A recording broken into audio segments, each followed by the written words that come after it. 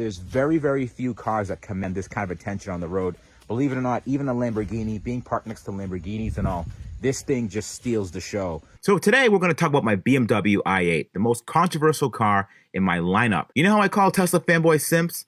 Meaning they blindly ignore shortcomings of their cars because they think it's the greatest thing in the world. Well, I simp for my i8. If you want to trigger Uncle Rich, you will say something negative about my i8, like how it's slow, it's powered by a 3-cylinder, or how the back end looks like it's giving birth to a Porsche 911. So last year I was looking for a new car, something a little bit more special, because I was kind of tired of fixing Teslas over and over again. I already had my Z06, so it didn't need to be fast. So I was on the hunt for an i8, and I found this wrecked one for $26,000. The rear wheel was torn off, the hood was trashed and it needed tons of work. Then I dragged it to the Electrified Garage open house and had it on display, and it was a crowd pleaser. Then after the event, the rebuild process started. I replaced the broken axle, rotor, caliper, replaced the wheel, hood, and then had the car wrapped in preparation for SEMA from my friends over at Automotive Specialty Wraps, the same guys that are doing my RS7. I also put on a new set of HRE wheels on it, which everyone hates. And when the car made it to SEMA, and it was a huge hit in the booth. I ended up being an all-in for about $36,000. Now, I want to try to turn the i8 into the supercar it was supposed to be. I want to focus on 3 areas. I want to give the car cool features that supercars in a much higher price bracket have, and I'm also going to upgrade the performance by tuning the car as well. The 0 to 60 time of the i8 is currently over 4 seconds, and my goal is to get it into the high 3s so I can match it up with other cars like the Aston Martin Vantage, DB11, M3 competition coupes, CTSVs, Camaro ZL1s, Hellcats, Lamborghini Gallardos, and Diablos. When I was getting it ready for SEMA, my lowering springs didn't come in time, so I was forced to cut them. Yes, my i8 was running on cut springs when it was at SEMA. Everyone that asked me what springs I was using, I was like, oh, they're custom. So I brought it to Electrified Garage, and we're going to fix that today. I'm going to paint the replaced caliper, paint the hats, reposition the carbon fiber, and also I didn't like the way the chrome looked on the lips of the car, so I had them powder coated black to match the gray and black theme. Okay, so the car's all set. She's lowered properly. The wheelbarrows are black. Let's have Linda, my new assistant, take a drive to get her thoughts on it. Now, everyone hates this car. Why? Because they think it's slow. They're like, oh, this car's a lot slower than it looks, and it should be, you know, a faster car and all this stuff. I mean, you tell me. I'll put it in. I mean, it's a pretty... I mean, let me get over these bumps first, and then we can put it into the test. You got a little bit. It's not bad, is it? Well, you're not really getting on it, but... I like how it accelerates. Right. I love the sound of it. It's pretty cool. She feels smooth. And you know what's crazy? Those sounds you're hearing are all fake.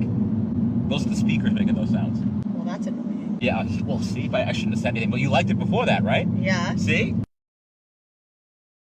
When you're tuning a car, you have to have good battery power. If you don't, you're kind of screwed in a way. Yesterday, I was downloading some logs from the car. I left the doors open, and the battery died on me. So now, charger comes up. And this one's cool because it has a giant display. Turn it on, 100%. The next thing we're gonna get into right now is tuning. So I have my laptop here. I also have the power gate, which is the method I'm gonna use to connect to the actual interface of the car. Probably one of the more important things to making the car a bit quicker and actually making it feel more like a supercar, because right now the performance is good, but I do believe it can be better. It's almost, oh, there you go.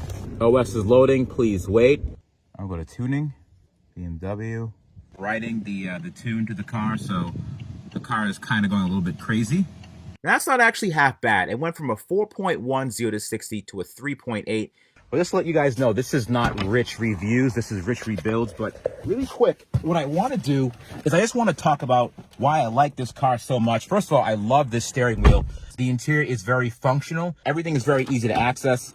This cup holder right here is useless. Right here, there's one cup holder in the middle, and there's 2 in the back. Really easy to get out of. You push the button, and you get out, and you just kind of hop out. But the most amazing part of this car is the exposed carbon fiber everywhere. There's a lot of exposed and recycled carbon fiber on the roof and also on the inside trim. I just love looking at that.